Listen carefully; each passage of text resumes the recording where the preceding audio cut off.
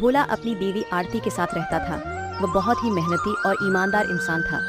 भोला दिन भर अपने खेतों में मेहनत से काम करता, लेकिन वहीं हरिया दिन भर इधर उधर खेत में खाट पर सोता रहता। भोला की मेहनत की वजह से उसके खेत में खूब अच्छी फसल होती थी, जिसके कारण गांव के सारे लोग भोला से जलते थे। हरिया उसका पड़ोसी था। हरिया और उसकी बीवी बहुत दुष्ट इंसान थे। वो दोनों भोला से बहुत जला किया करते। देखिए जी, इस भोला की फसल इस बार भी कितनी अच्छी हुई है। हमेशा इसके साथ ही अच्छा क्यों होता है? इस बार तो यह फसल बेचकर राजा ही हो जाएगा। अरे तुम परेशान मत हो, इसको हम राजा नहीं होने देंगे। मेरे जीते जी ये कभी राजा की जिंदगी नहीं जी सकता। भोला सुबह उठता है और खेत के लिए निकल जाता है और अपनी फसल को देखकर बहुत खुश होता है। अब जाकर भोला की मेहनत सफल हो चुकी थी। इस बार लग रहा है अच्छी खासी कमाई हो जाएगी। फिर भोला घर को निकल जाता है। भोला की पत्नी भोला से कहती है, क्या हुआ, आप इतना देर से क्यों आए हैं? हमारी फसल अच्छी तो हुई है ना? फसल इस बार बहुत अच्छी हुई है। कल कटाई भी करनी है, उसी की व्यवस्था कर रहा हूँ। लगता है इस बार कमाई हो जाएगी। अच्छा जी, इस बार अगर अच्छी खासी कमाई हो गई तो हम कुछ पैसे अपनी बेटी मुन्नी के नाम से बैंक में जमा करवा देंगे, जिससे उसकी अच्छी खासी शादी हो जाएगी या उसकी पढ़ाई में मदद हो जाएगी। ठीक है ना जी? हाँ, तुम बिल्कुल सही बोल रही हो। आरती, खाना लाओ, बहुत जोर से भूख लगी है। जल्दी सोना है आज, क्योंकि कल सुबह 5 बजे खेत में जाना है। आरती खाना लगा देती है।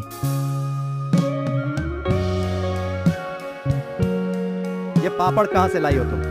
क्या हुआ, अच्छे नहीं लग रहे हैं क्या? अरे नहीं, ये पापड़ तो बहुत स्वादिष्ट है। ऐसा मन कर रहा है कि खाता ही रहूं। तुमने बनाए हैं क्या? हाँ जी, मैंने अपने हाथों से बनाए हैं। आपको अच्छे लग रहे हैं तो और ले आओ क्या? और भी है। फिर खाना खाकर दोनों आराम से सो जाते हैं।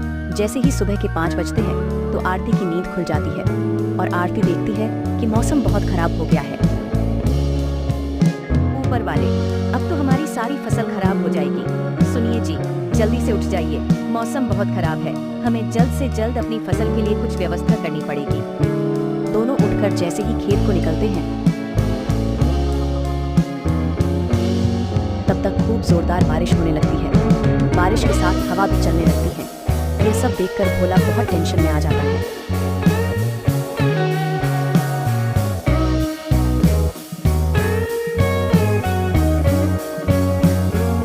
वो तो हो गया, अब हम इसमें क्या कर सकते हैं? जो होता है वो अच्छे के लिए ही होता है। इधर हरिया बहुत खुश था मौसम को देखकर, और हरिया अपनी पत्नी से कहता है, देखो, मैंने बोला था ना कि वो अमीर नहीं हो पाएगा, और ऐसा ही हुआ। अच्छा जी, लेकिन हम लोगों की भी तो फसल बर्बाद हो गई ना। आप इतने खुश क्यों हो रहे हो? आपको तो दुखी होना चाहिए। हमने तो अपने खेत में उतना पैसा नहीं लगाया है और ना ही उतना मेहनत किए हैं, तो इसलिए मुझे तो बहुत खुशी हो रही है कि भोला की सारी फसल बर्बाद हो गई। मेरा तो जब भी इतना फायदा नहीं होता। कम से कम भोला हमसे ज्यादा अमीर तो नहीं बन सकता। उधर भोला को उसकी पत्नी सब्र दिलाती है। लगातार 4-5 दिन तक बारिश होती है।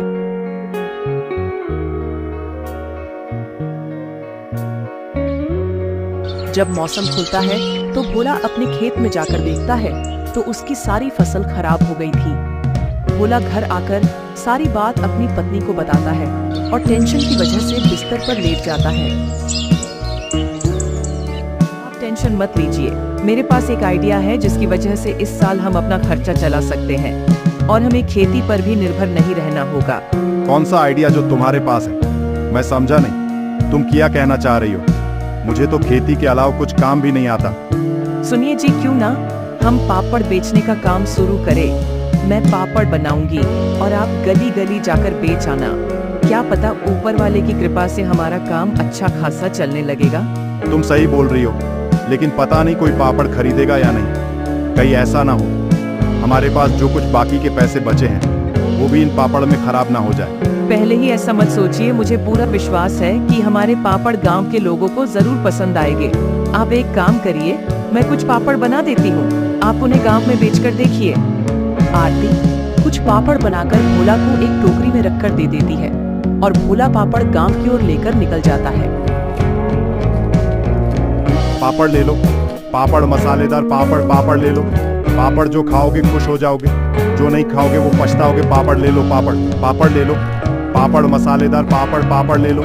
तभी एक औरत भोला से पापड़ लेने आती है। अरे भैया, ये पापड़ कैसे होते हैं और यह पापड़ कितने का है भैया? 10 रुपए का एक है।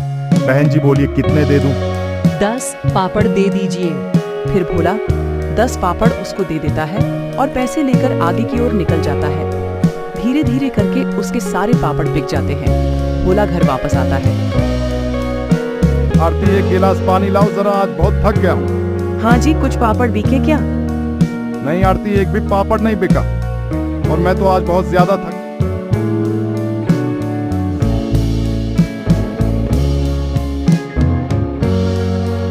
अब तो हमारे बाकी के पैसे भी खराब हो गए हैं। अरे अरे मेरी बात तो सुनो। अरे आरती, कुछ पापड़ नहीं बल्कि सारे पापड़ हाथों हाथ बिक गए हैं। क्या सच में हमारे सारे पापड़ बिक गए क्या? वाकई में? हाँ बिल्कुल आरती, लोगों को हमारे पापड़ इतने पसंद आए कि सारे पापड़ जल्दी बिक गए। ये लो पैसे, इसमें से कुछ पैसे मुन्नी के स्कूल की फीस जमा करने के लिए रख दो और कुछ पैसे से हम अनाज खरीद लें। आरती पैसे लेकर अलमारी में रख देती है। अगले दिन सुबह आरती और ज्यादा पापड़ भोला की टोकरी में रख देती है और भोला पापड़ बेचने चला जाता है। गांव का एक आदमी कहता है, ओ पापड़ वाले भैया, हमने सुना है तुम्हारा पापड़ बहुत स्वादिष्ट है। चलो 10 पापड़ मुझे दे दो, हम भी तो देखें कि तुम्हारे पापड़ में ऐसा क्या है। भोला उस आदमी को 10 पापड़ दे देता है और आगे की ओर निकल जाता है। धीरे धीरे उसके सारे पापड़ बिक जाते हैं। जैसे ही शाम होती है, भोला घर आता है। सुनो आरती, हमारे पापड़ के तो बहुत चर्चे हो रहे हैं। अब मेरे गांव में जाते ही सारे पापड़ बिक जाते हैं। आरती यह बात सुनकर मुस्कुराती है। भोला और आरती बात कर ही रहे होते हैं, तभी गांव का मुखिया आता है। ओए भाई, भोला कहाँ हो? जी मालिक, बोलिए क्या काम है? सुन भोला, 4 दिन बाद मेरी बेटी की शादी है, उसके लिए मुझे 100 पापड़ चाहिए। क्या तुम 100 पापड़ बनाकर दे सकते हो?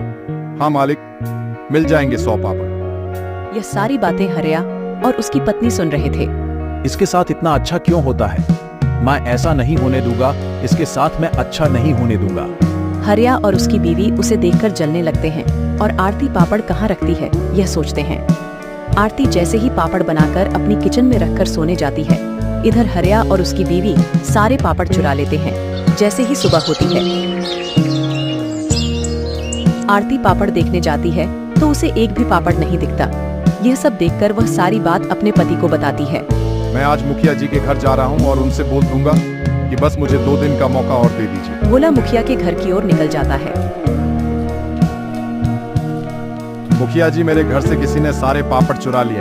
आप मुझे बस 2 दिन का मौका दे दीजिए, मैं आपको पापड़ बनाकर दे दूंगा। ठीक है भोला, मैं तुमको 2 दिन का मौका दे रहा हूँ, लेकिन तुम मुझे पापड़ जरूर बनाकर दे देना। हाँ ठीक है मुखिया जी, आप चिंता मत करिए, मैं तुम्हारे पापड़ जल्द बना दूंगा। फिर जब भोला उधर से जैसे ही घर आता है तो भोला देखता है कि हरिया का बेटा पापड़ खा रहा है और उसके हाथ में भी 2 पापड़ हैं। यह देखकर भोला कहता है, हरिया के बच्चे तो पापड़ नहीं खाते हैं और ना ही कभी हरिया ने पापड़ खरीदा, लेकिन ये बच्ची पापड़ कहाँ से लाई? भोला उस बच्चे के पास जाता है। ये पापड़ तुम कहाँ से लाए हो? ये पापड़ तो मेरे पापा ने दिए हैं मेरे घर में, और भी ज्यादा पापड़ है। भोला ये सारी बात अपनी बीवी को बताता।